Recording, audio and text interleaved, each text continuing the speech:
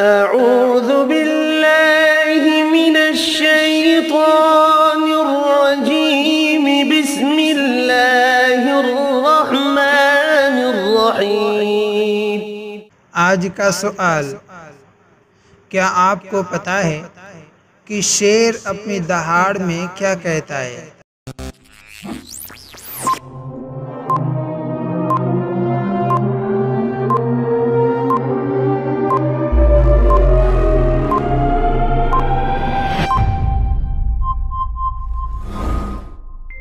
جواب ملاحظہ فرمائیں۔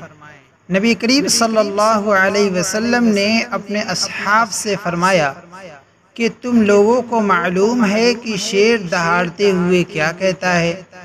صحابہ کرام رضوان اللہ علیہم اجمعین نے جواب دیا، اللہ اور اس کے رسول زیادہ جانتے ہیں۔